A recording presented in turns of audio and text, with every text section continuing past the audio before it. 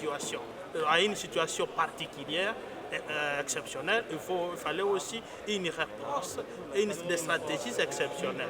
Et là, le président de la République a décidé d'ordonnancer et de me remettre une ordonnance qui décrète juste un état de siège au niveau de la province de l'Ituri et aussi au Nord Kivu. Mais tout juste comme on doit, de principe, le délai est de 30 jours pour l'ordonnance, mais juste, il nous faut une prorogation par l'Assemblée ou le Parlement, et là, par la Chambre basse, à l'Assemblée nationale, tout comme à la Chambre haute, le Sénat.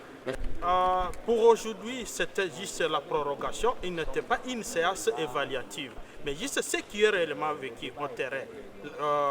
Il y a des rendus, il y a des milices, des porteurs d'armes qui commencent à se rendre, en suivant l'appel des autorités militaires et aussi la pression du message.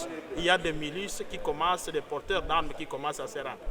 À certains endroits, il y a aussi, je dirais qu'une situation ailleurs, il y a déplacement de personnes armées qui commencent à tuer sur leur chemin.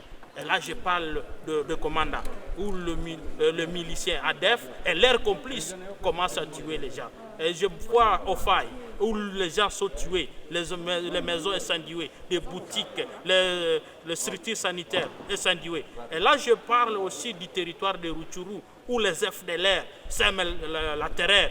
Ils sont en train de prendre les gens en otage pour cultiver dans leur champ. Mais encore pas dans leur champ parce que c'est chez nous. Ce sont des étrangers rwandais qui font travailler, qui prennent des Congolais pour des esclaves sur le terroir, sur la terre congolaise. Et là, c'est encore au parc national de Virunga pour une destruction des écosystèmes fragiles de la République, comme le parc national de Virunga, qui est maintenant à proie, qui est devenu un habitant des FDLR, où ils sont la désolation. Et là, si nous pouvons aller ailleurs, je parle de Massissi, où certaines personnes en armes commencent à se rendre.